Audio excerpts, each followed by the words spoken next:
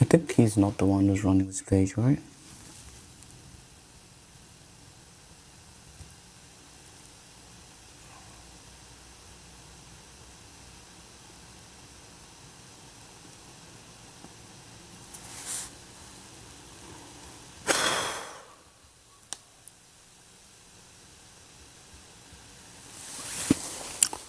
What is on my home page?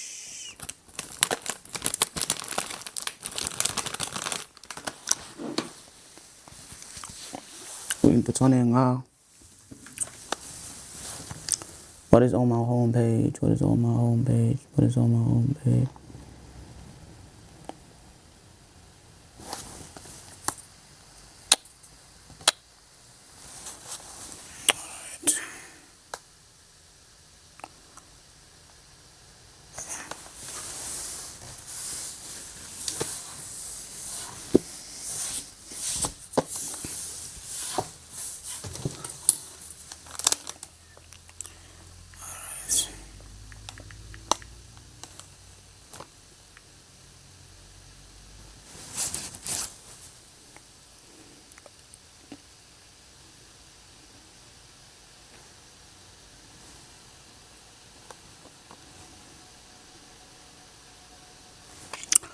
Alright.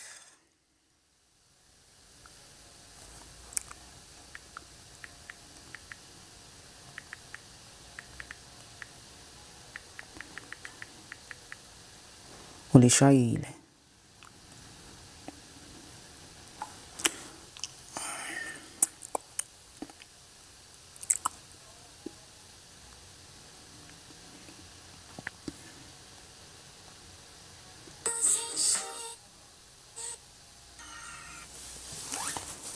Spoiler.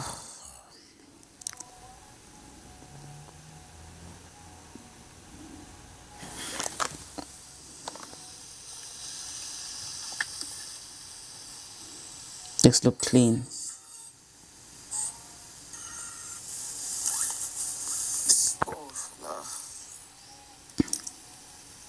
This looks very clean, man.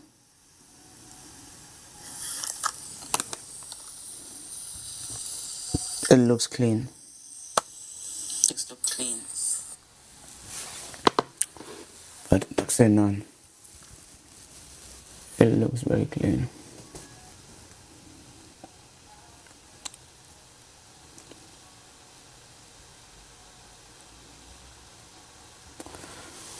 There's a lot of content creators in Johannesburg, to be quite honest. Here in South Africa, there's nothing that much. Yeah, in KwaZulu Natal, there's literally, that is literally true.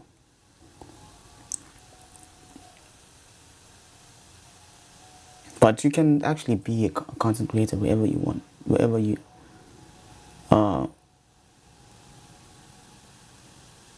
at. This video was done 5 years ago. Yo, Nasty is old in the game. Nasty C is old in the music industry. This was done 7 years ago. Yo, he's been around. He's been around.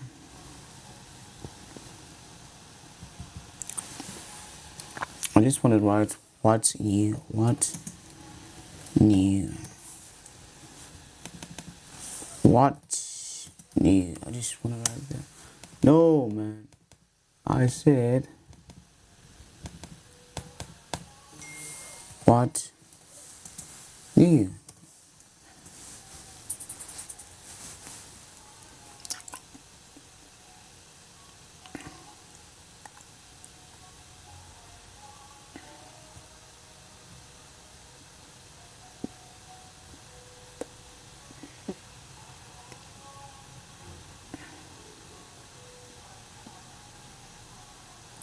What's going on with iOS and all those things? Hey, man. I don't know time. I told you that I don't watch anything when I'm streaming.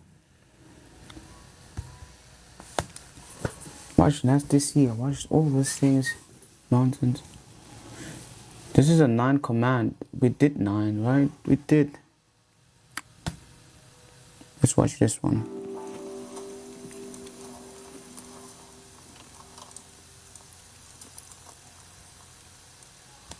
Command number 9 of the 10. You will not bear false witness against your neighbor.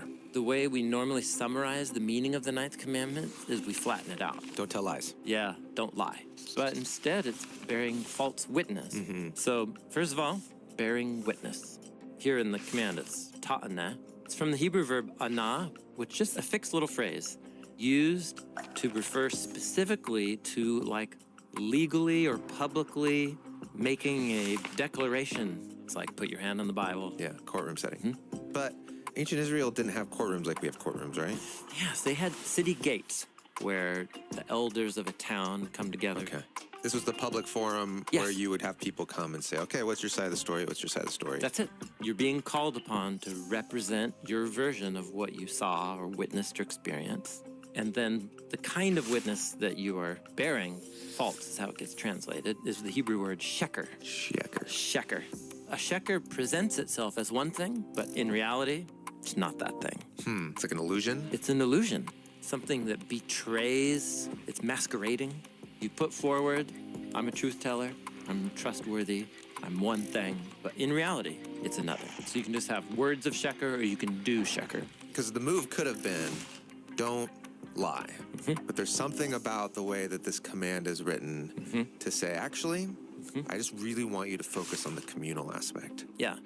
This is about presenting something false publicly.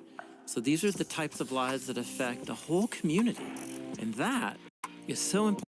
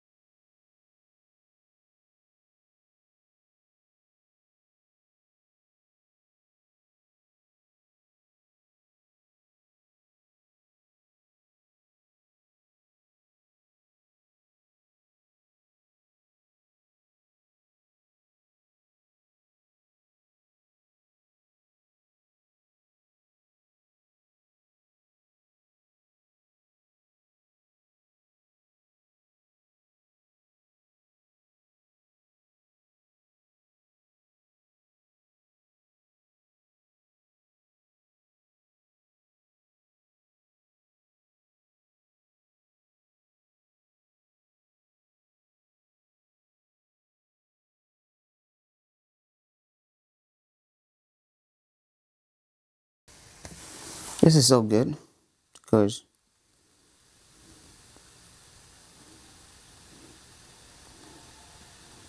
there's no sound. Very fantastic.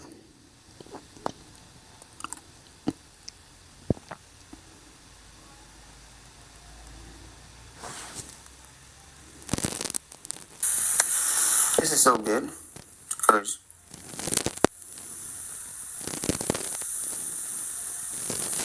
so what really happened was I almost burnt the house down. I left was making boiling eggs, and so I went to the kitchen. I left them. I don't know what was the time when I did the boiling eggs, but I remember it was probably 2 hours ago, and I left the stove on, and I think someone saw that the stove was on, and he decided to switch off the stove for me. So I'm grateful for that. See, it's a boiling egg. Let me just see. Now the egg is black inside. I don't know if you can see this. The color, look at the color. This is not normal, right?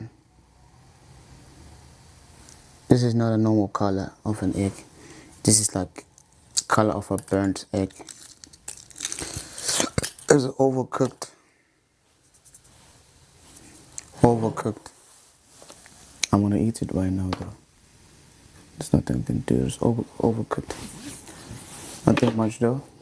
I need to go to the loo and come back. And I left the stove on. And I think someone burnt egg. It's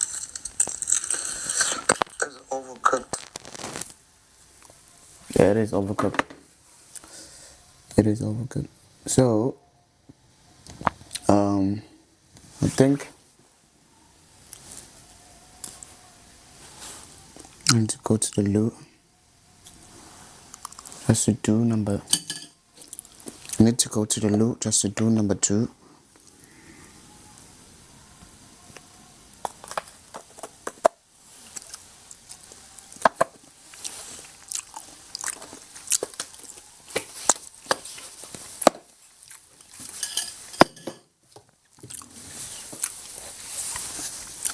So I don't know if I should switch this off and come back again. It's just like, why didn't I?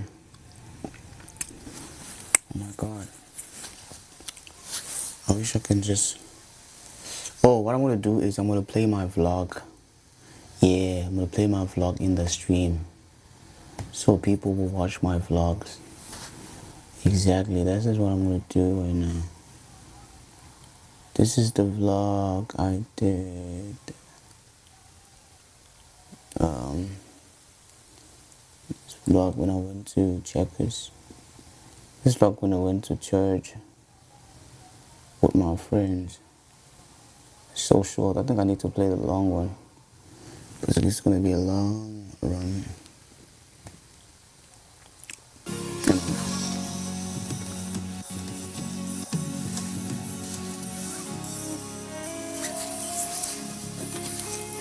Let me go to the toilet.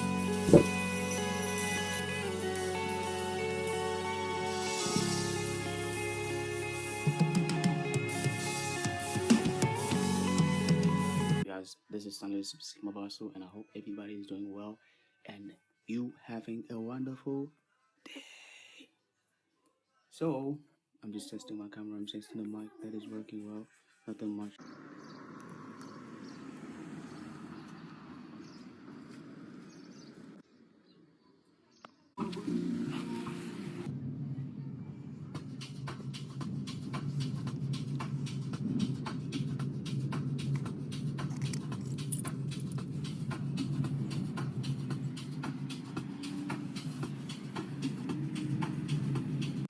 This right here is my street.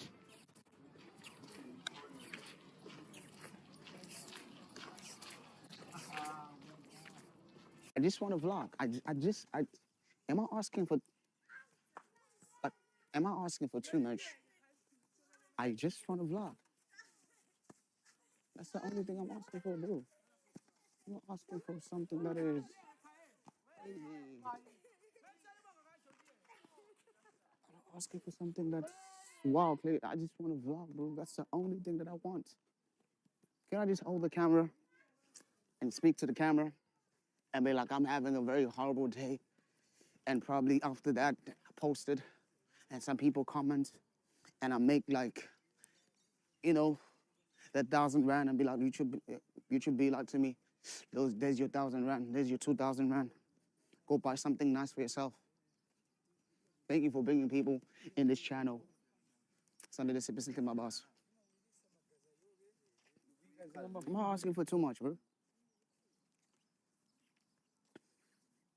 My brother, ang sawas.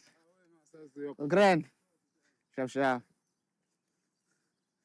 I'm not asking for too much, bro.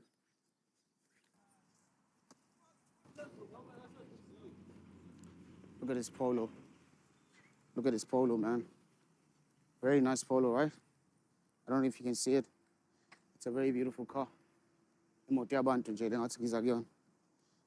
gonna. I hope I can get in. Just want to see inside it. Oh, is it an automatic? Hey, it's an automatic, bro. Ooh, but it's a Polo Vivo. Polo Vivo automatic. This is what I want, bro. Am I asking for too much? Polo Vivo automatic. Finish. Live my life. Do whatever I have to do. I'm not asking for too much. Am I? I don't know if it's an automatic. Let me check it out. I'm scared though. Probably the Easter. There's no one inside. 80 mil. Nale automatic. Even this one. So even this one is it's an automatic one. We don't change gears nowadays. There's no time to change gears nowadays, bro. Pau petroli, upouso.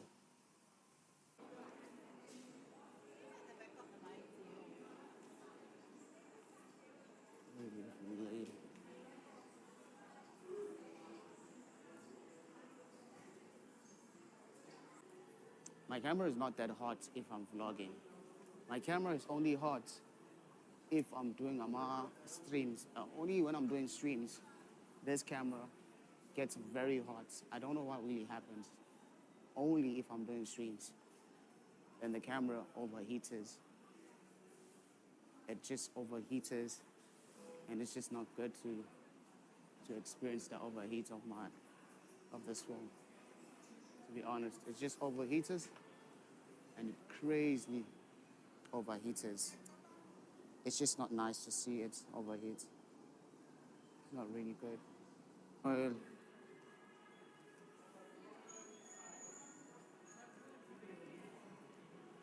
in the morning. I think it's gonna work. I don't know if I hold it up like this. Look at it. Yeah, in advance.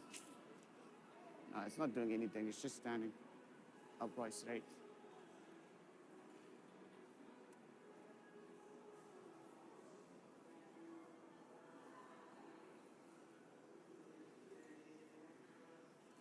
The Rachel filter is amazing.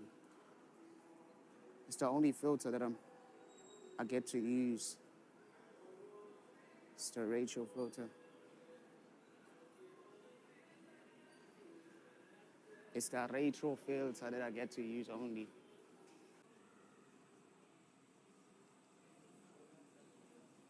Ang namaliwan. So these what I really love. These what I really love. See these jerseys. Yeah, what's on how much is love one? Especially this one here, the green one. I love it. Oh my God, look at this, bro. Look at this. Oh, Elon, it's Elon. Look at this, bro. It looks very nice, right? It looks clean. It's very clean. Yo, man, this looks... I wonder how much is this jersey, bro. Oh my God. It looks nice, bro. Look at it, bro. Especially the one that is on a rail. It looks very dope. So, what, huh? Yeah, Pedro Rice. Especially this one here. It looks very nice, bro. Oh my God, look at this, man. Oh man, these things. These intestines are clean, it's clean, bro. It's clean, especially this one, 1, 2, and it's clean if it's intestine. I love this jersey. Pluga corner, they look very silky and nice. I'm telling you, brother. They look very silky and nice. Quality seems very good, you know. I'm not gonna lie to you.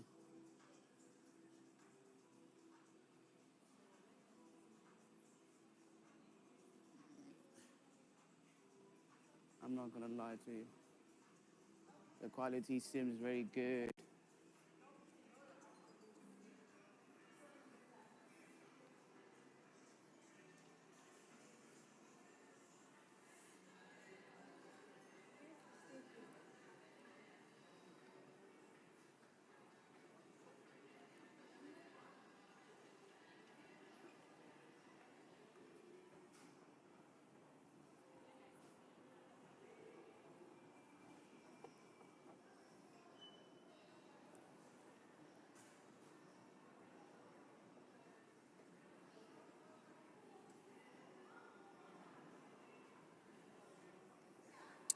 My God, my YouTube channel, bro. The problem is, now I need to treat my vlogs as live streams. If I treat them like that, I feel like it's gonna be much more different than for me to treat them as I am vlogging, because I don't necessarily want to vlog. I just want to do whatever. I just want to record and just put things together, not specifically categorize it as a vlog. I don't want to do that, but I just want to be. Take shots. If I'm saying a beautiful shot. Wait, why am I cutting this? If I have something to show. Okay, Sanity, keep quiet now, boy. I'm back now, boy. I get it, you want to vlog, I get you. I get it, you want to vlog. I get it, you want to vlog, boy. You really, really want to vlog, boy. You really want that.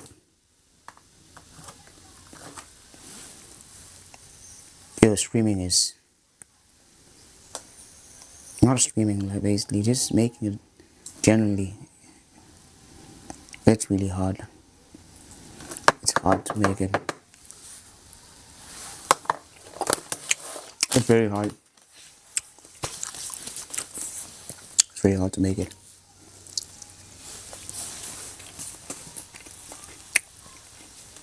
Very difficult.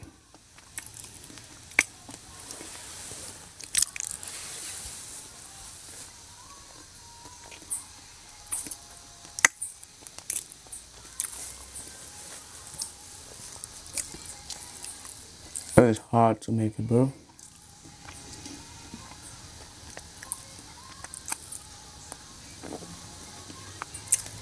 Very, very hard to make it.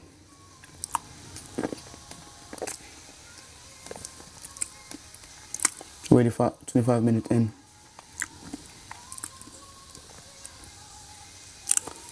Already 25 minutes in.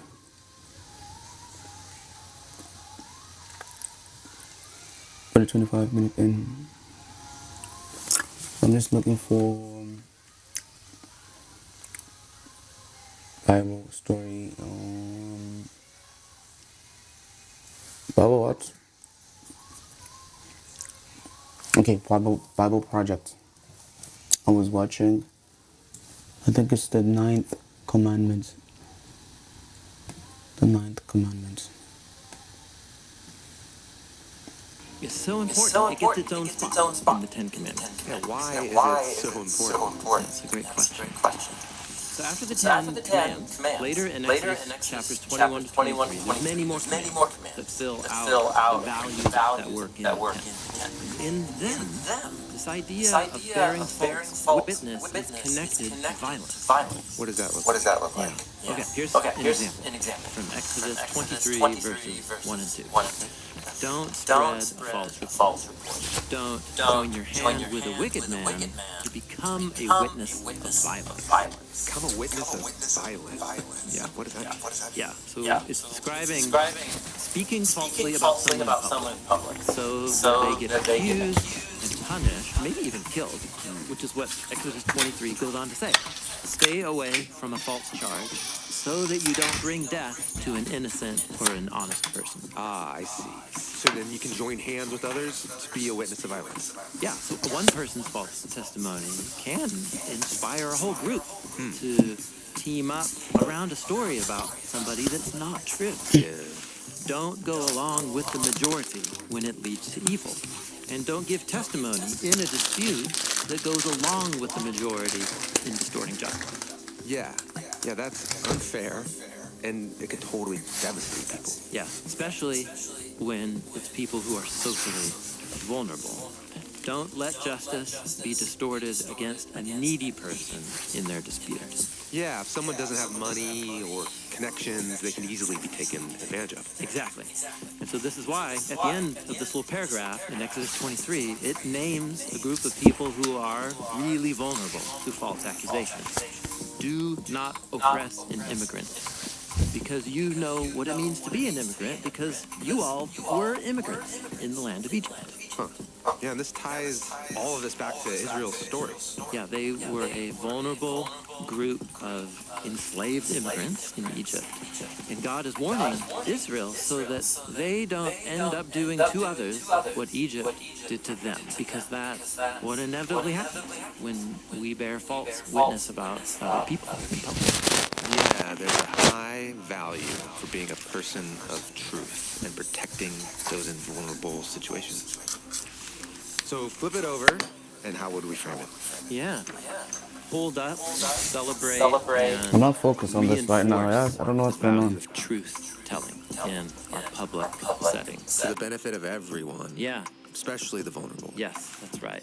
If Israel is meant to be the light shining in the darkness in the city on the hill, God really wants to have even their communal justice systems stand apart from the typical types of corruption and distortion that they're liable to. That is what's at stake in the 9th command.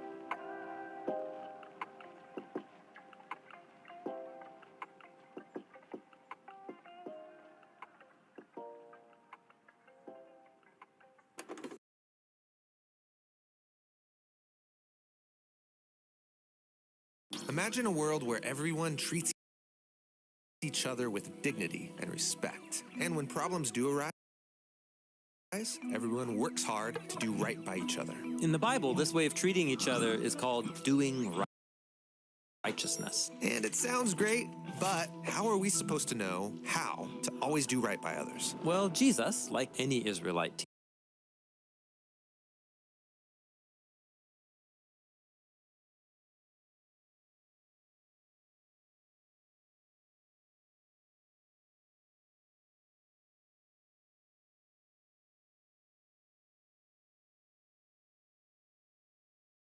teacher, believed that you can learn righteousness through studying God's wisdom that's found in the ancient scriptures, the Torah and the prophets. So studying things like the laws that God gave ancient Israel.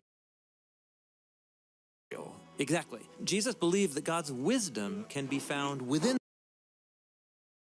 those laws if we meditate on them. Ancient laws can teach us how to do right by each other today? Yes, and let's watch how Jesus does it here in the Sermon on the Mount. So Jesus will first quote a command from the Torah, and then second, he'll reveal God's wisdom underneath the command. Okay, let's jump in. All right, he starts with a pretty intense topic, murder. Jesus begins, "You have heard that it was said to the ancients, 'You shall not commit murder.' He's quoting from the Ten Commandments here.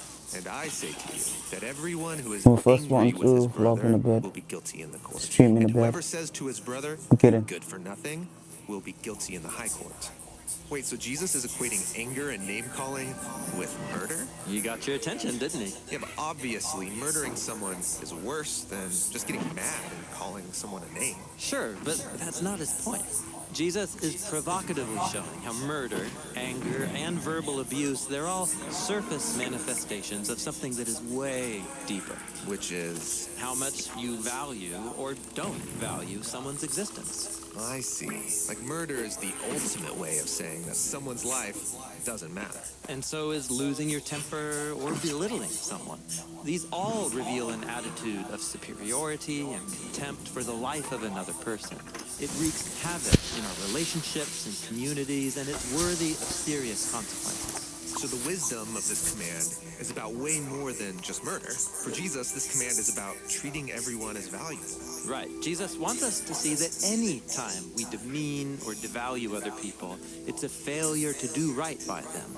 His definition of righteousness means treating everybody as a fellow image of God. Okay, the next case study is about adultery. You have heard that it was said, "You shall not commit adultery." Again, quoting from the Ten Commandments here. And I say to you that everyone who keeps on staring at a woman in order to stir up sexual desire, he's already committed adultery with her in his heart. Okay, so Jesus isn't talking about merely finding someone attractive. No, he's talking about the long, creepy stare, objectifying someone, looking at them like they exist for your own pleasure. And when we do this, we are stripping a fellow human of their God-given dignity, even if we keep our hands to ourselves. In fact, this is so serious to Jesus. He goes on to say, if your eye or hand is causing you to sin, cut them off. I mean, really? Jesus was the master of hyperbole. I mean, he just said the real problem is in our hearts, not our eyes or our hands. But he's trying to make clear that the stakes are really high. Yeah, well, he succeeded. It's important to remember that Jesus was raised on the Hebrew scriptures, which portray sex as a beautiful thing. But if sexual desire is driving us to dishonor the image of God in others or in ourselves, if it's causing breakdown in our relationships, it's actually ruining us, and we need to do whatever it takes to deal with it. Well, this doesn't get any easier because the third case study is on divorce. Jesus says, "It has also been said, whoever sends away his wife, he must give her a certificate of divorce." What's going on here? Sending away his wife? Yeah, in Jesus' day, only Israelite men could initiate a divorce, and that imbalance led to all kinds of problems. But divorce was allowed. It was, though only one law in the entire Torah addressed the issue, and Jesus just quoted from it. The law said that if a man initiates a divorce, he has to do it in the proper way and for a legitimate reason. Okay, so what's a legitimate reason? This was actually a hot debate in Jesus' day. According to some Torah scholars, this law allowed for divorce only in the case of adultery. But other Torah scholars argued that the law allowed a man to divorce his wife for any reason, even dissatisfaction with the marriage. Okay, so here Jesus enters into that very specific debate. Right. Now, if a man could threaten divorce for any reason, that would make it easier for him to abuse his wife. And so, to protect women, Jesus sided with those who limited legitimate divorce to cases of adultery. And he makes this clear when he says, "And I say to you, any man who sends away his wife, except for a case of sexual immorality, makes her the victim of adultery." Okay, and what does that mean? Makes her the victim of adultery. and Jesus is being provocative again, saying that if a man divorces his wife for an illegitimate reason, because he's tired of marriage or just wants to be with somebody else, his marriage covenant is actually still intact. And that means that any new marriage is an act of adultery. Right.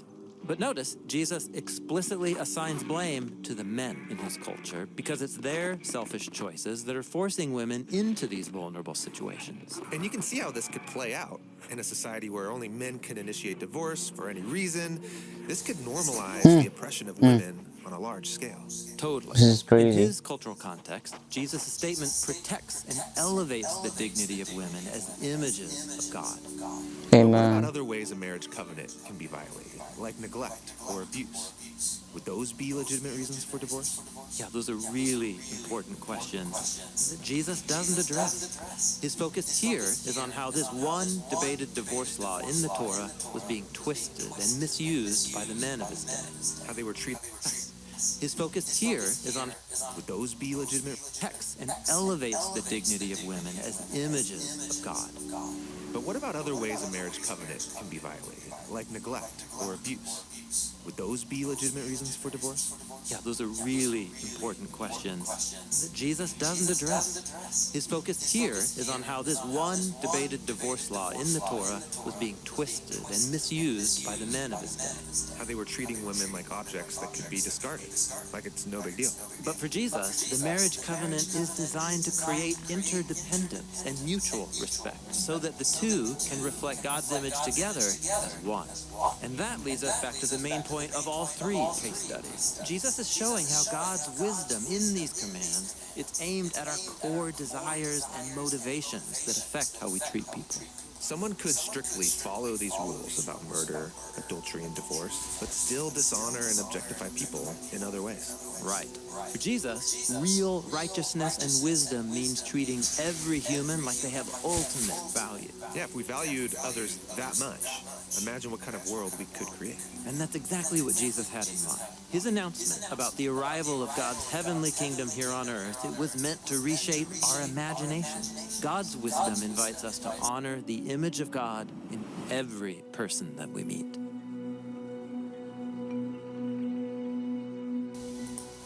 This is very good, man. It's fantastic. It is really fantastic, man. It's very good. I love it. I really love it. We just looked at 3 case studies that illustrate Jesus' vision of doing right by others and fostering healthy relationships. Next, we'll look at 3 more about keeping your word, responding to injustice, and how to treat people that you can't stand.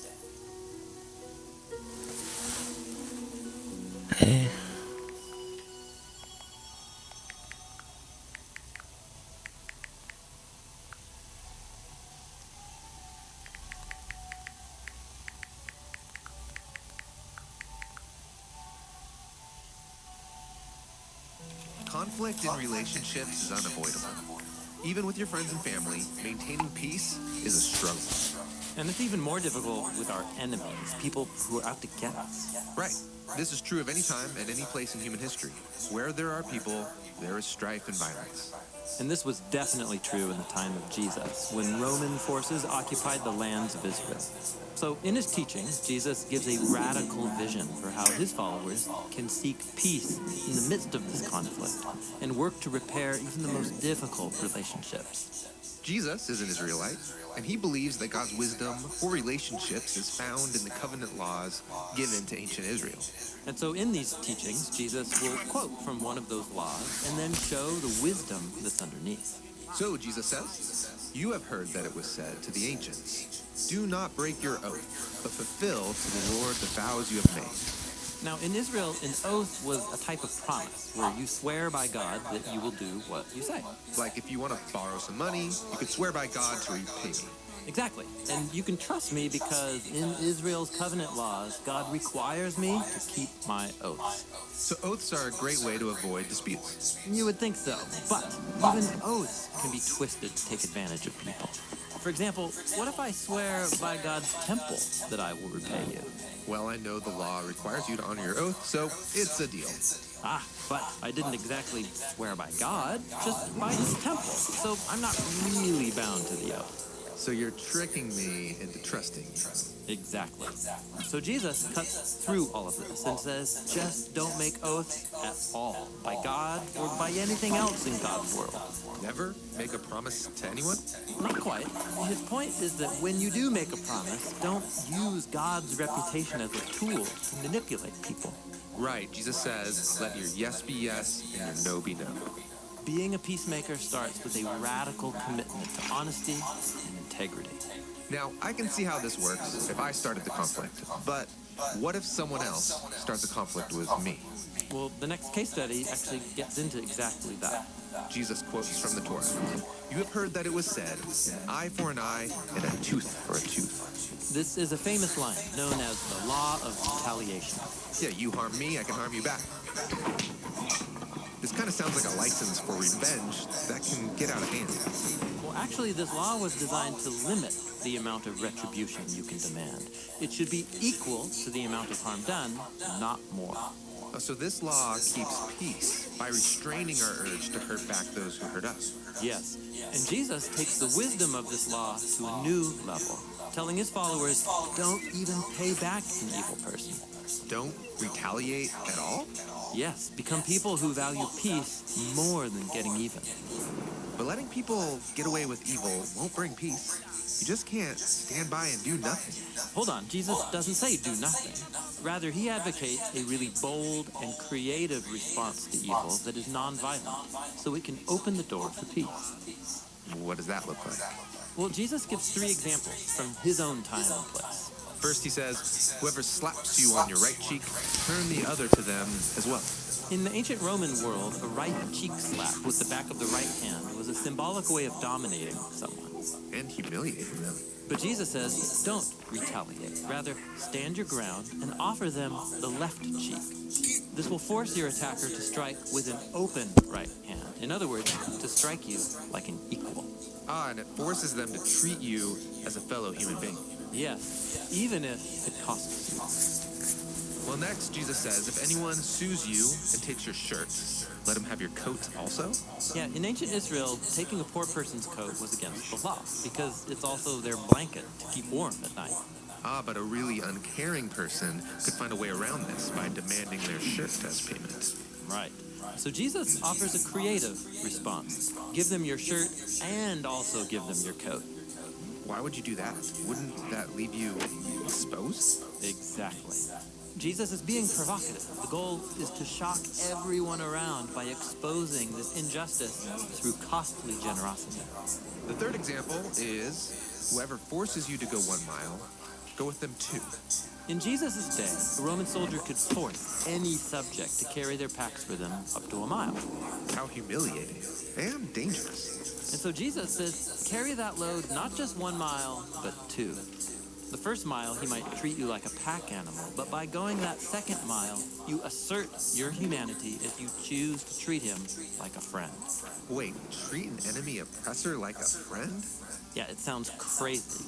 But Jesus is saying that bold generosity can subvert the power games of our world and even turn enemies into friends.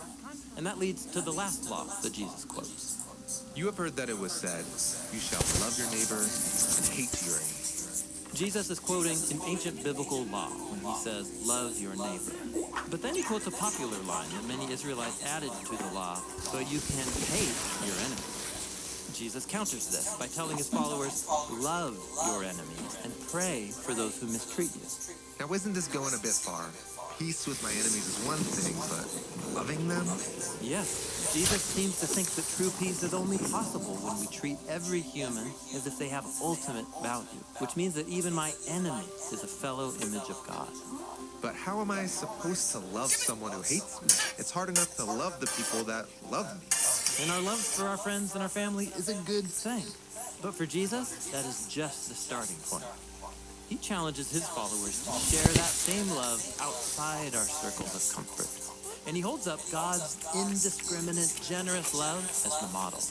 Jesus says, God causes his sun to rise on the evil and the good, and sends rain on the righteous and the unrighteous. The call is to become peacemakers who are inviting others in, working to mend broken relationships at every level in our communities. It really is a radical way to live. Yes. Jesus calls it becoming complete when he says, be complete just as your heavenly Father is complete.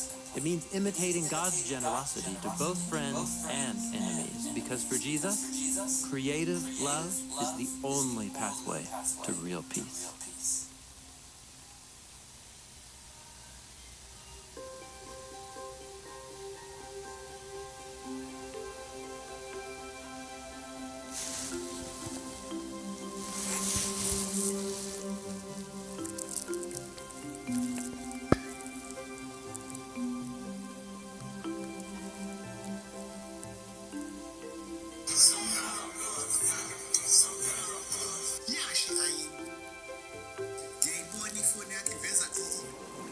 finished the teachings of Jesus on how to do right by others in our most difficult relationships. Next, Jesus will explore the problem of religious hypocrisy and how it can ruin even our best attempts to honor God.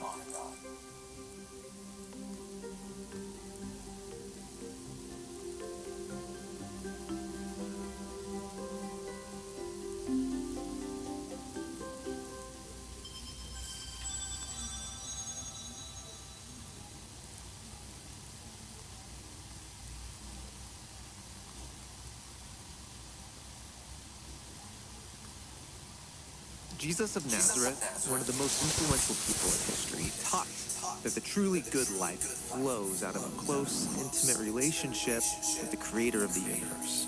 Yeah, Jesus believed this was the ultimate treasure of human existence, receiving Flows out. Jesus of Nazareth, one of the most influential people in history, taught that the truly good life flows out of a close, intimate relationship with the creator of the universe. Yeah, Jesus believed this was the ultimate treasure of human existence, receiving God's love. And Jesus said, doing righteousness is our response by giving that love back out to others. Now, Jesus also lived in a culture where showing your devotion to God publicly will increase your reputation. So, it would be easy to turn your intimacy with God into a performance to get public praise. Exactly. And so, in a group of his teachings called the Sermon on the Mount, Jesus warns his followers about that temptation. Be careful that you don't do your righteousness in front of people for the purpose of being seen by them. If you do, you will have no reward from your Father in the skies. So, acting like you're close with God might gain you social status or applause. But Jesus says that's really all you're going to get. Jesus describes this performance as being a hypocrite, which comes from the Greek word hypokrites, which refers to a stage actor putting on a show. So, how can I know if I'm becoming a hypocrite? And that seems like an easy trick. Yeah, it's super easy. And so Jesus offers 3 case studies. He uses the 3 most common ways in his day that Jewish people expressed their devotion to God, beginning with generosity. So then, when you give generously to those in need, don't signal it with a trumpet, as the hypocrites do in the town squares or streets. They do that to be honored by people. And I tell you the truth, they have fully received their reward. So, in Jesus' culture, public displays of generosity were a way to celebrate God's generous love. But they could also become a way to promote yourself. So Jesus offers an alternative. When you give generously to those in need, don't let your left hand know what your right hand is doing, so that your giving is done privately. And your Father who sees what is done in private, he will fully reward you. So, one foolproof way to make sure your generosity is really done out of love is to do it in ways other people can't see. But didn't Jesus also teach to let your light and good deeds shine as an example for others? Well, yes. When you consider all of Jesus' teachings on generosity, we see he regularly called his followers to give generously because it displays the heartbeat of God's love. But be careful and self-critical, he says. If there's even a hint of inner hypocrisy, it's probably wise to do your giving in private. It would be easier if Jesus just gave one clear rule. Maybe, but what he's given us is wisdom, and that forces us to cultivate a closer relationship with God, trusting that he'll show us when to give in private or more publicly. He makes the same point in his second case study about prayer. And when you pray, don't be like the hypocrites who love to pray while standing where people gather or on street corners so that they can be seen by people. I tell you the truth, they have fully received their reward. In Jesus' culture, most Jewish people stopped whatever they were doing multiple times a day, and they prayed a traditional prayer from the Torah, called the Shema. Jesus himself was known for his consistent devotion to prayer. But be careful, he says, because even your prayer habits can become a strategy for public praise. Right, I can imagine the temptation to conveniently find yourself on a busy street corner when prayer time comes. I mean, people will think I'm really devout. And if that's what you're after, congratulations. You will probably get people's admiration, but that's all. So Jesus suggests a different way. But when you pray, go into a room, shut the door, so you can pray to your Father in private. And your Father, who can see what's done in private, he will reward you. prayer is about spending time with God, sharing your thoughts and concerns, and trusting that He will hear and respond. The easiest way to check your motives for praying is to do it when no one can see. But again, this is not a rule, it's wisdom. Jesus prayed alone and also together with His followers. Both are important ways of connecting to God. The third example Jesus gives is about fasting. When you all fast, don't look gloomy like the hypocrites. They make their faces look disfigured, so their fasting will be seen by others. I tell you the truth, they have received their reward. So fasting is a way of praying with your body by withholding your own physical needs like food and drink, and then inviting God's presence to meet you in that place of need. But even fasting can be used as a performance. Yes, so be careful, like Jesus says. But when you fast, anoint your head with oil, wash your face, so your fasting isn't visible to anyone except your Father in private, and He will reward you. Now, notice that in all three cases, Jesus does not say to ditch these practices. Right, express your devotion, but find creative ways to do it so that you don't treat God's love like a trophy. Jesus knows that His followers will be most effective in the world when they care the least about their social standing, because their ultimate goal is simply to know and be known by a God of generous love. I want to say to her, she grabs my attention too much. I'm always curious about her. Something like that. I don't know how I can actually say it though.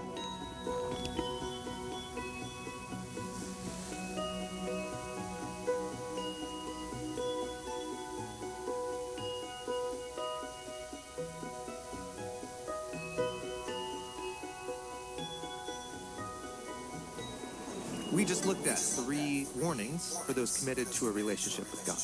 And one of those was about prayer. Next, we'll look at the very center of the Sermon on the Mount, where Jesus teaches His followers how to pray.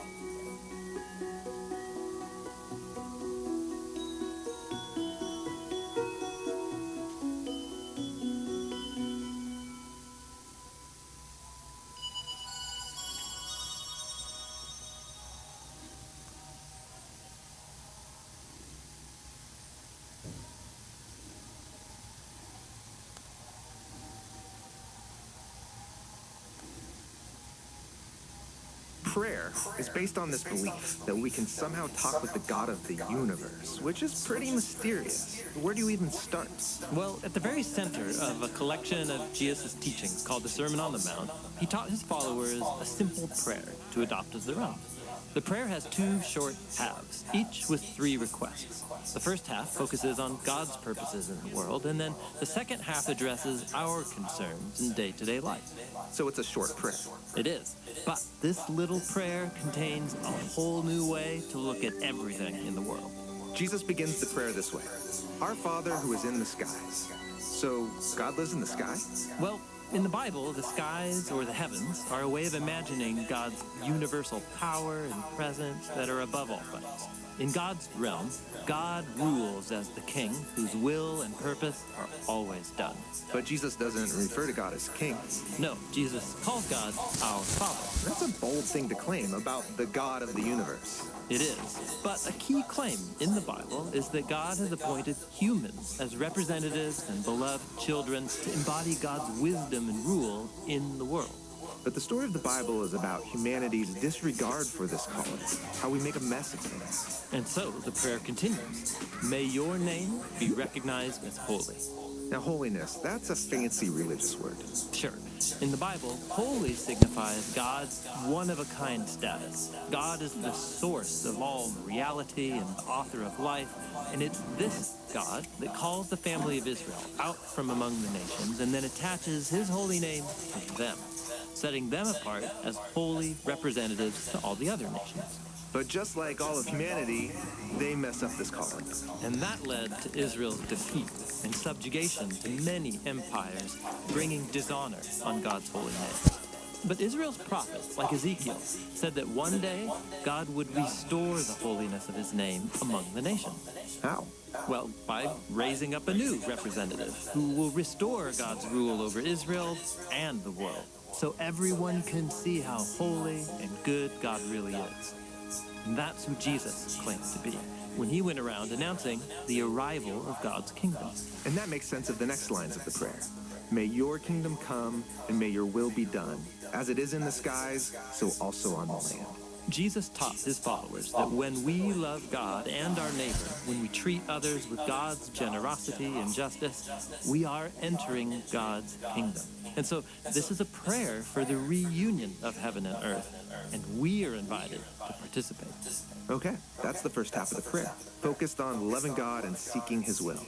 The second half shifts to the challenges of daily life as we pray for God's kingdom to come. Give us today our daily bread. That's as basic as it gets, asking God to provide food.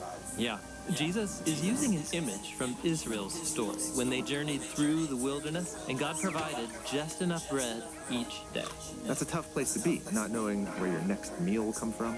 And remember, Jesus' audience was filled with poor people struggling to get by during the Roman occupation. And so he invites them to join their ancestors in the wilderness, trusting God's provision each and every day. Wow, okay.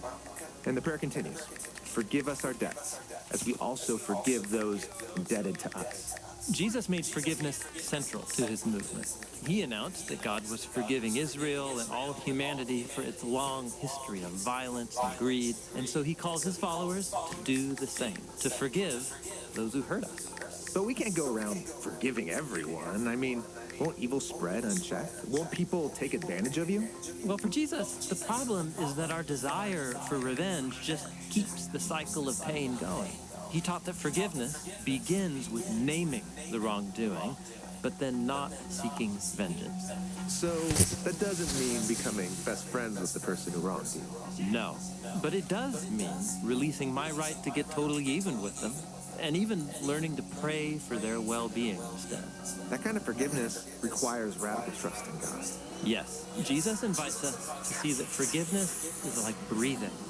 In order to truly receive and take in God's forgiveness, you have to be in the habit of giving it out. The two work together as one.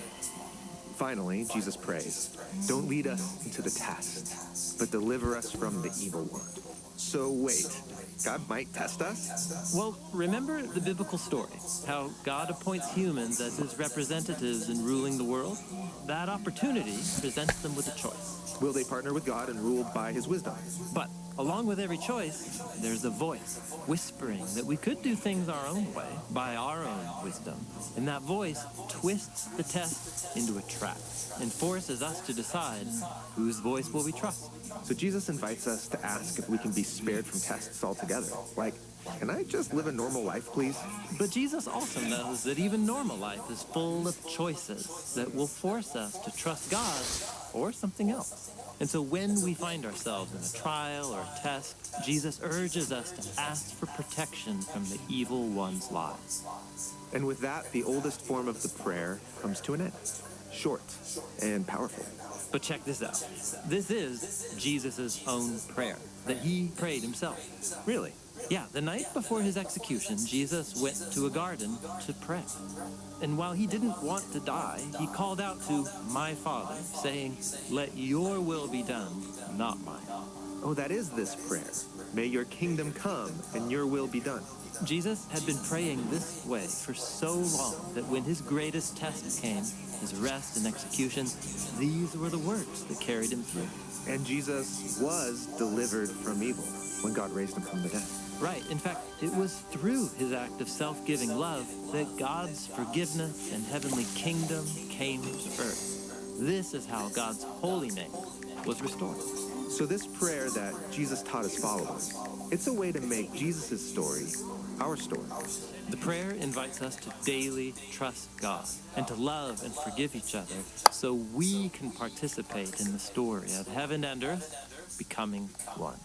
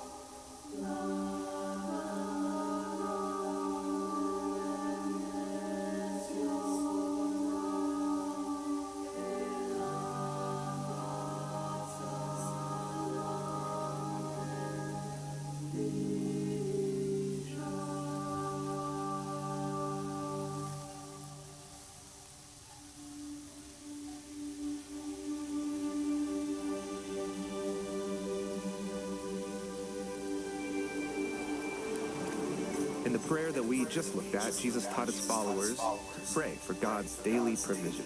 And Jesus has a lot more to say about trusting in God and not in our stuff. And that's what we'll look at next.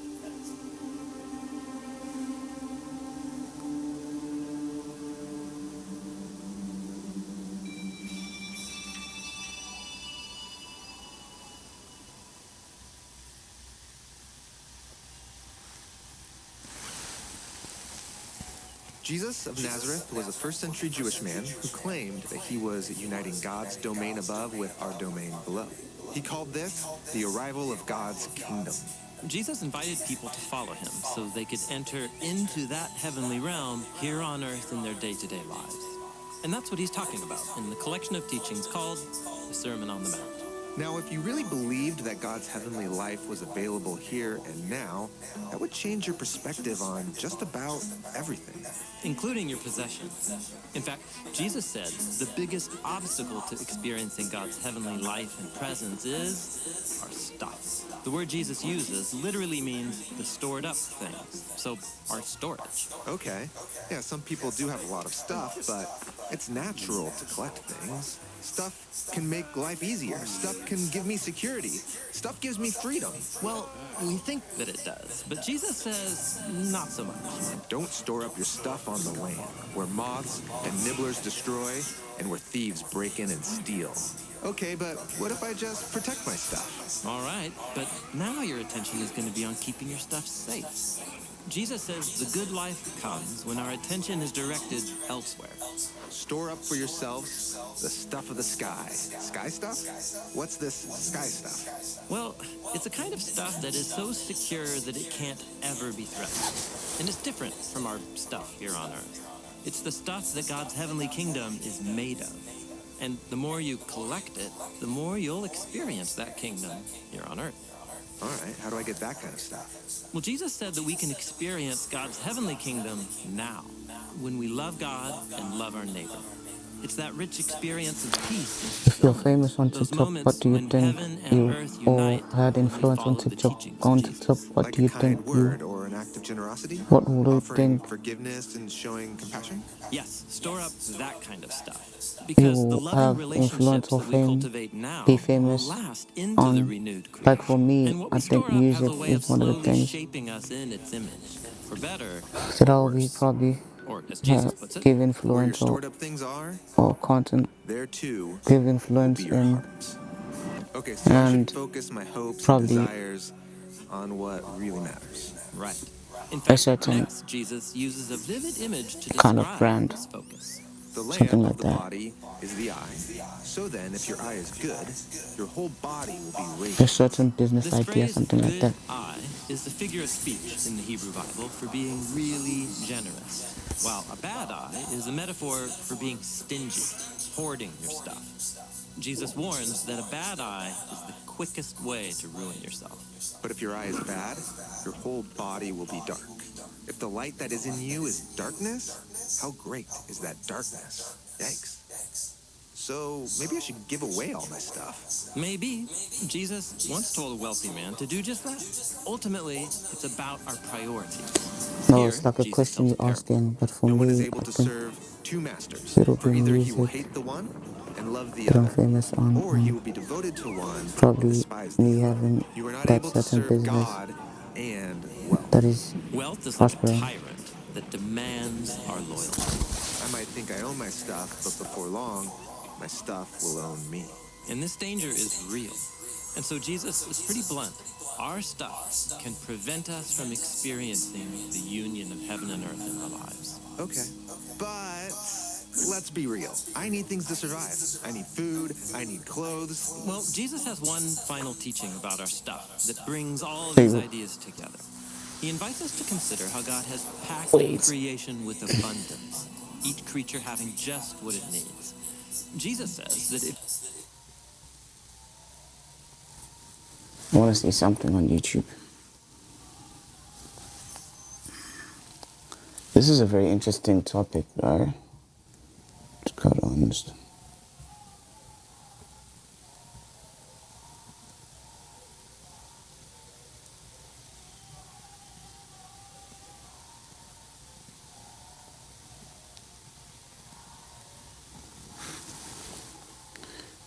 interesting topic to record on this. So, it's still streaming. It is hot. Not that hot though. It's a very interesting topic.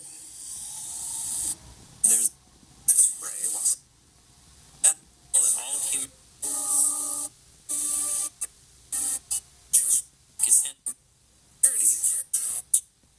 Earth unite. Had influence on TikTok. On TikTok, what do you think? Or an act of generosity. What do you think? Forgiveness and showing.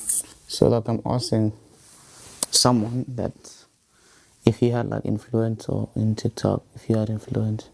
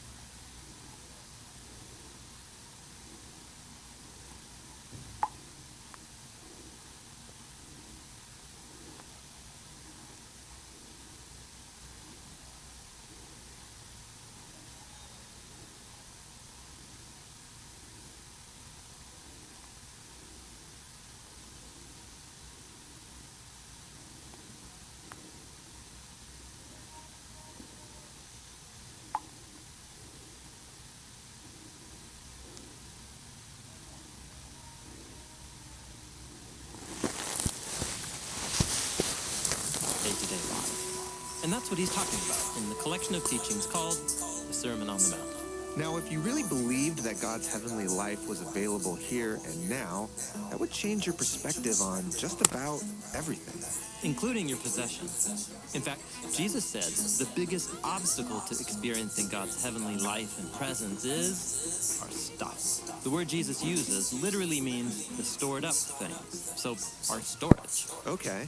Yeah, some people do have a lot of stuff, but it's natural to collect things. Stuff can make life easier. Stuff can give me security. Stuff gives me freedom. Well, we think that it does, but Jesus says not so much. Don't store up your stuff on the land, where moths and nibblers destroy and where thieves break in and steal.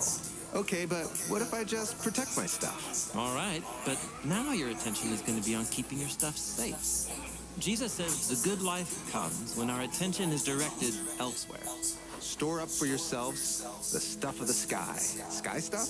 What's this sky stuff? Well, it's a kind of stuff that is so secure that it can't ever be threatened. And it's different from our stuff here on Earth. It's the stuff that God's heavenly kingdom is made of. And the more you collect it, you see the that more ascension? you'll experience that kingdom. Did you see that here on Earth. ascension? All right, how do I get that kind of stuff? Did you see that Well, ascension? Look at this ascension, bro. Nibblers destroy. It's raised Not so so high. Don't store up your stuff on the land, where moths Okay. and nibblers destroy and where thieves break in and steal. Okay, All right. but what if I just protect my stuff? All right, but now your attention is going to be on keeping your stuff safe. Mm-hmm. Jesus says the good life comes when our attention is directed elsewhere. Store up for yourselves the stuff of the sky. Sky stuff? Mm-hmm. What's this sky stuff? Well, it's a kind of stuff that is Something so that doesn't secure end. that it can't ever be threatened. And it's different Look at from this our ascension. stuff here on Earth. It's the stuff that God's heavenly Look kingdom this is ascension. made of. And the more you collect Yo. it, the more you'll experience that kingdom here on Earth. All right, how do I get that kind of stuff? You're Well, Jesus said that collecting. we can experience God's heavenly kingdom now, when we love God and love our neighbor. It's that rich You're experience collecting. of peace and Come on now. fulfillment. Those Come on moments now. when heaven This is super beautiful, bro. You're collecting things and you're storing them in heaven. You're not storing here on earth. Can you imagine that?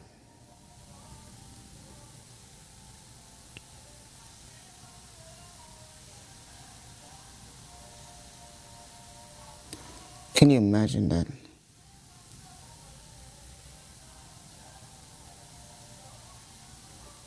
He's storing where nobody can steal, where nobody can actually take anything from you, where nobody can touch your money, where nobody can have, nobody can touch it. Somebody can come in here and steal everything that I have right now, but there is a storage that you can store things that nobody can actually get. And that's Jesus' location.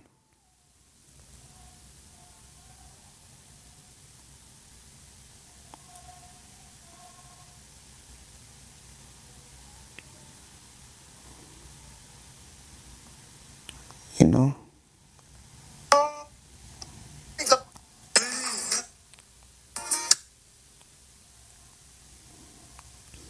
You can literally, you can literally store things where nobody can actually get access with. It's amazing.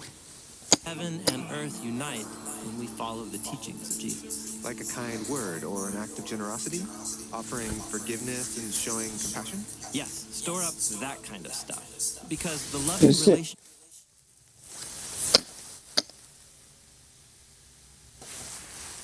now, when we love God and love our neighbor. It's that rich experience of peace and fulfillment. Those moments when heaven and earth unite when we follow the teachings of Jesus. Like a kind word or an act of generosity, offering forgiveness and showing compassion. Yes, store up that kind of stuff. Because the loving relationships that we cultivate now will last into the renewed creation. And what we store up has a way of slowly shaping us in its image, for better or worse. Or, as Jesus puts it, Where your stored up things are, there too will be your heart.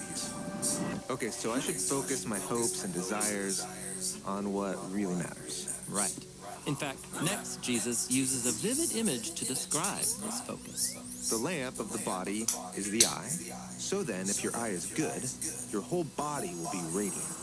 This phrase, good eye, is the figure of speech in the Hebrew Bible for being really generous, while a bad eye is a metaphor for being stingy, hoarding your stuff. Jesus warns that a bad eye is the quickest way to ruin yourself. But if your eye is bad, your whole body will be dark.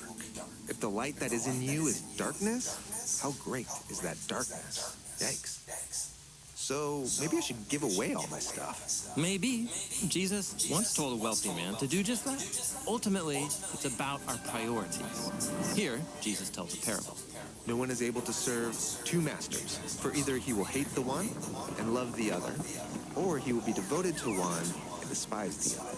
You are not able to serve God and wealth. Wealth is like a tyrant that demands our loyalty.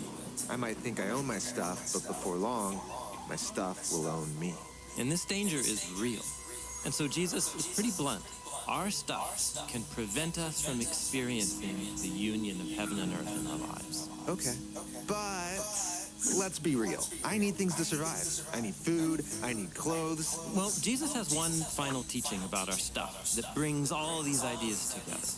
He invites us to consider how God has packed creation with abundance, each creature having just what it needs. Jesus says that if you trust God as a generous Father and prioritize loving God and loving others, you will find that your needs are met. And you'll find the rich peace of heaven and earth uniting in your own life. I say to you all, don't worry about your life, what you will eat or what you will drink, not even about your body, what you'll put on. Isn't life more than food and the body more than clothing? Look at the birds of the air.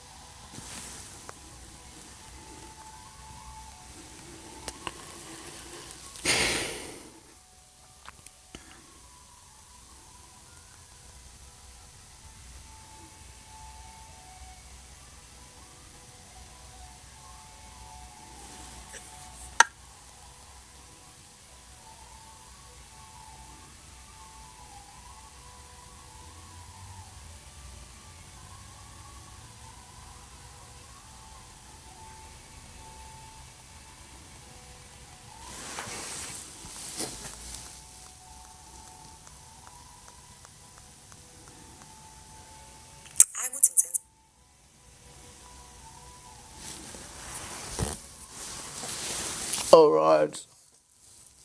I think I need to go off now, my laptop.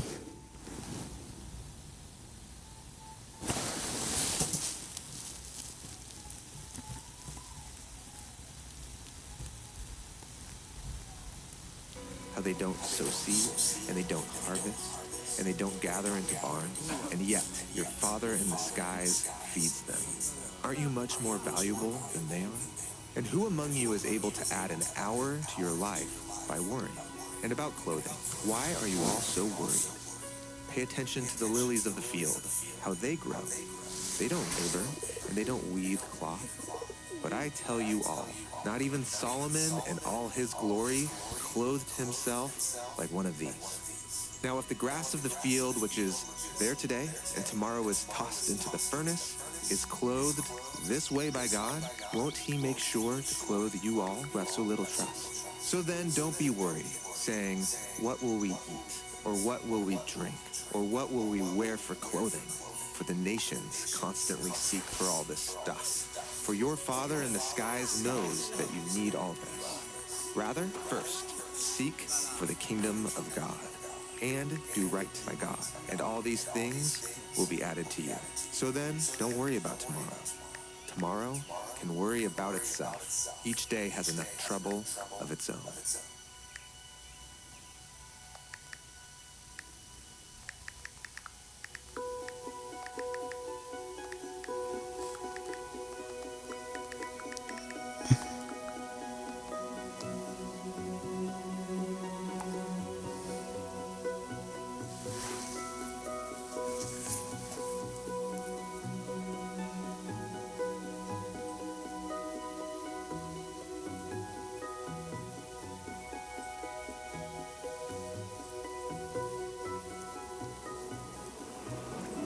That was the teachings of Jesus on generosity and trusting God with our stuff.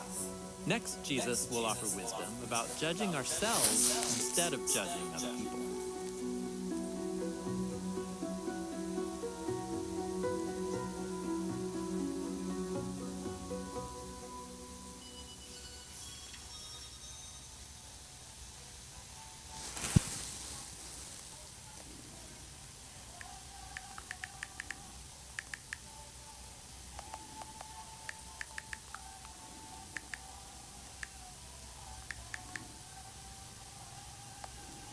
Jesus called his followers to live with radical generosity, to be peacemakers who love their enemies, and to hunger and thirst for right relationships. Jesus called this way of life a greater righteousness because it fulfills God's will for his people that's expressed in Israel's scriptures, the Torah and prophets.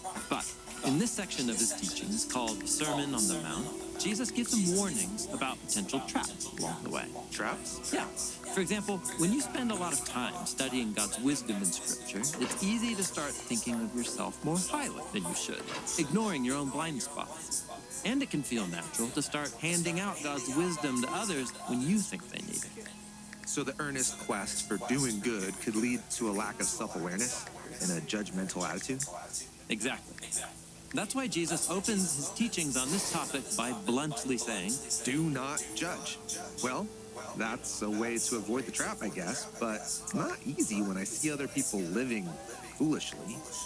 Jesus invites us to take our instinct to judge others and instead empathize with them. How would I want to be judged if I were in their place? What standard would I like to be measured by? Well, I'd like to be judged fairly, for a start. Right. The problem is we're often unaware of our own character flaws and of the biases that can distort how we see others. This is why Jesus continues with a well-known parable. Why do you look at the speck in your brother's eye, but you don't notice the beam in your own eye? Jesus takes that impulse to judge others and he redirects it as an opportunity for critical self-reflection. Okay, so if I see someone who I think is being angry and I feel like judging them, I take that as a chance to reflect on my own issues with things. Right. Or, as Jesus says, first, take the beam out of your own eye, and then you can see clearly the speck in your brother's eye. Okay, so let's say I've dealt with my issues. Now it's time to remove that speck. Maybe. Jesus doesn't actually give us a formula for what to do next. But if I notice that a person's choices are clearly hurting them, I should help them, right? Not always. Sometimes people are not in a place to receive help. Offering God's wisdom will only make them angry, so it's actually unwise. Jesus uses a riddle to make this point. Do not give what is holy to dogs, and don't throw your pearls in front of pigs. Jesus is drawing on an idea from the biblical Proverbs. Don't correct a fool, or you could become like them. Wait, so leave people to ruin themselves? Not necessarily. Sometimes you should step in and help. That same proverb continues, correct a fool according to his folly, or he'll be wise in his own eyes. So knowing when or when not to get involved requires discernment. So it takes wisdom to know when to offer wisdom. Exactly. And God loves to give wisdom. So Jesus says we should cultivate the habit of asking for it. Ask, and it will be given to you. Seek, and you will find. Knock, and it will be opened for you. For everyone who asks will receive, and the one who seeks will find. And to the one who knocks, it will be opened. The God of the Bible is like a generous parent.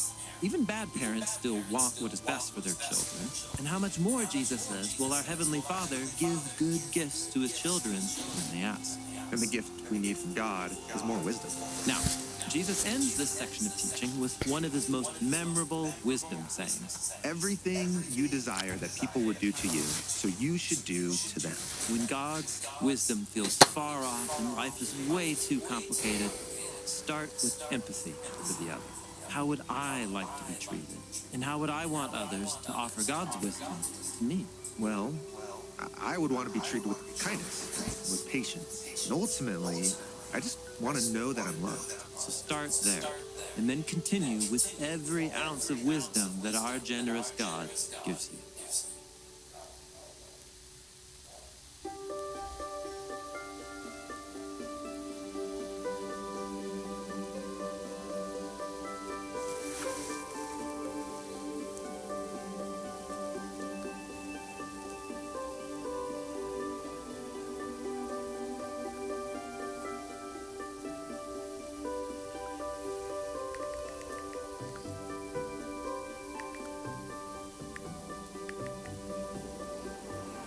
The whole central part of the Sermon on the Mount began with Jesus saying, I have come to fulfill the Torah and the prophets. And Jesus ends this part how he began it. This sums up the Torah and the prophets. Next, we turn to the conclusion of the Sermon on the Mount. Yes, Jesus ends with 3 teachings about the choice that we all have in front of us when we hear his words. And that's what we'll look at next.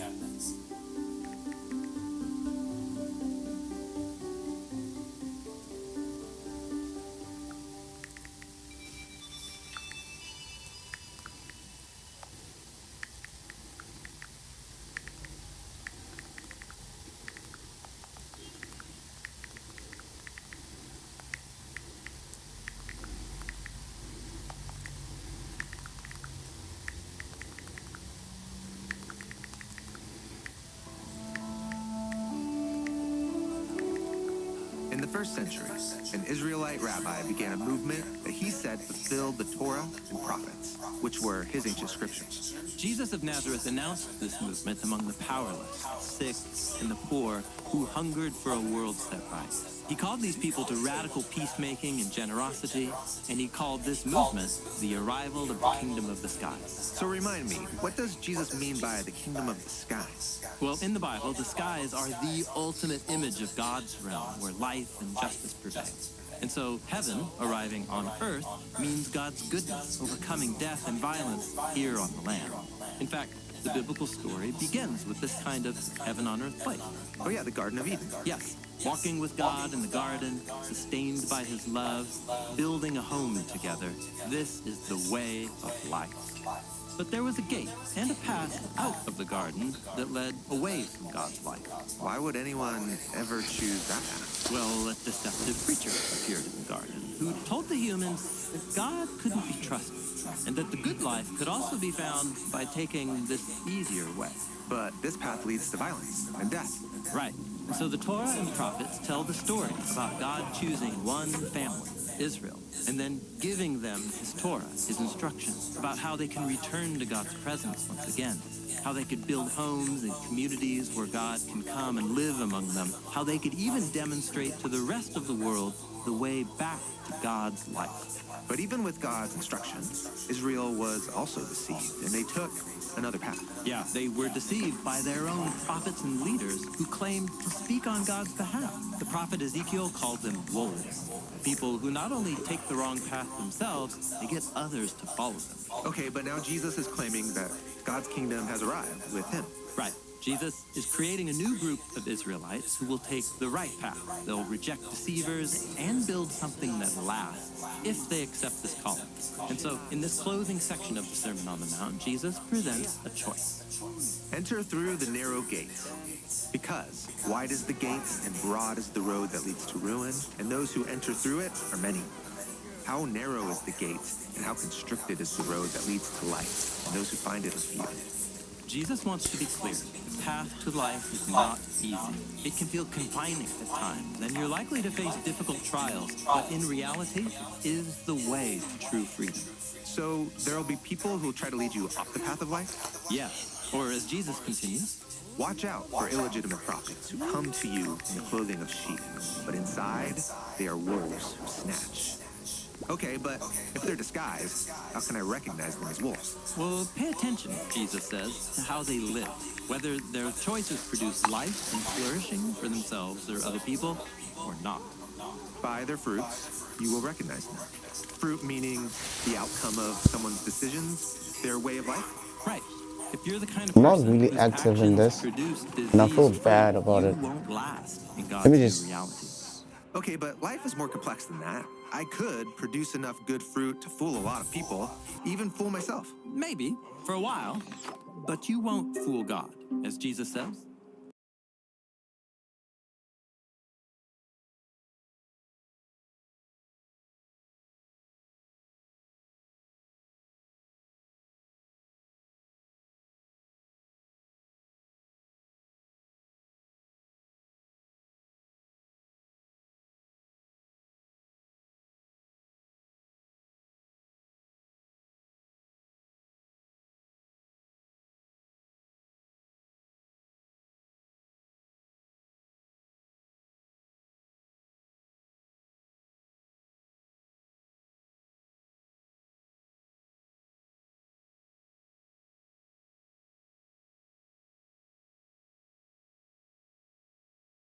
Many will say to me on that day, Master, Master, didn't we prophesy in your name and cast out demons in your name and do many mighty acts in your name? And then I will declare to them, I have never known you. So someone could imitate the actions of Jesus but never be known by him? Well, remember, Jesus warned about doing the right thing for the wrong reasons. If our motives are disconnected from our actions, we miss out on the life-giving, intimate connection that Jesus offers with himself. A connection with Jesus himself? Jesus isn't just presenting a choice about our behavior. The choice is about how we respond to him. Will we let him transform our ways to be more and more aligned with God's ways? Or, as he puts it next, where are we going to build our house? On the sand or on the rock? Well, that's a memorable image, but kind of random. Not really. In the Hebrew scriptures, the house of God is the most common phrase to describe God's temple, up on the rocky hill of Jerusalem. It's an image of how God's followers can build a community where God's heavenly presence can reside here on earth, just like the Garden of Eden. So then, everyone who hears these words of mine and does them, they will be like a wise man who built his house on the rock. And the rain came down, and the rivers came, and the wind blew, and they fell upon that house, but it did not fall, because the foundation was on a rock. And everyone who hears these words of mine and does not do them, they will be like a foolish man who built his house on the sand. And the rain came down, and the rivers came, the wind blew, and they fell upon that house, and it fell. And its falling was huge. So, build places where God can reside, and where each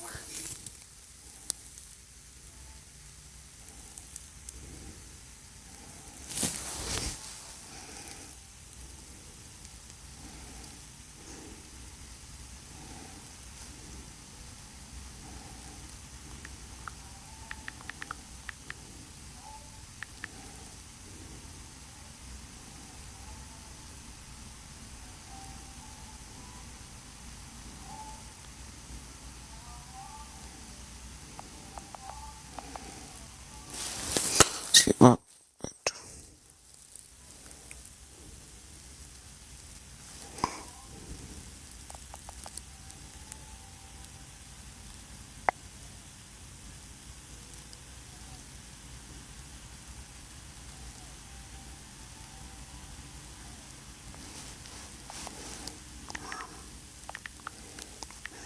right here.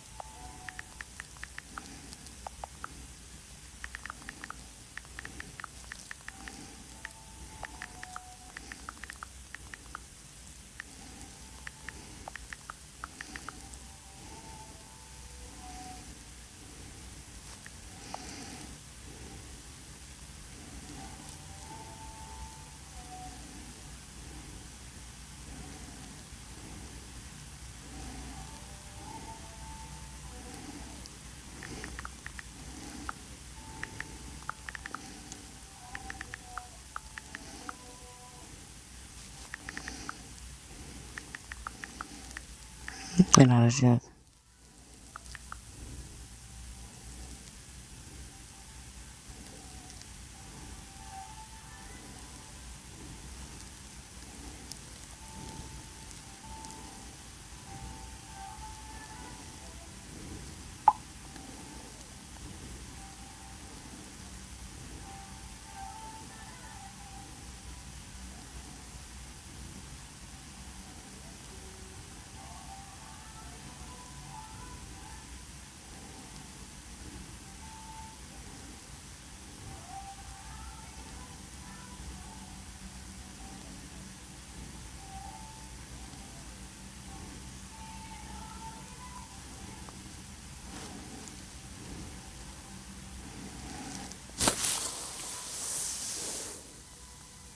Ayavuthaka manje ikamera yami kuyasho ngiyinakile.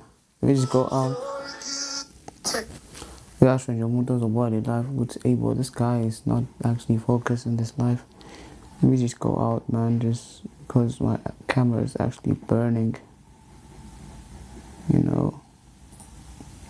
Goodbye. But this was interesting. It's just that I'm just on WhatsApp here and just using my WhatsApp and I'm not focused on this video. It's not nice. And can spring to life because ultimately those places are the only ones that will last. Yes. And just like Jesus said at the very beginning of the sermon, a city on a hill cannot be hidden. so let that light shine for everyone to see. Jesus is describing a new humanity who lives together by God's wisdom and love, creating communities of peace and justice in the midst of violence and death that surrounds on every front. In all the teachings of the Sermon on the Mount, Jesus has given us a bold vision for what this can look like. And through the rest of his own life, Jesus lived out that vision. And he offered his followers the choice to do the same. And now, that choice is ours.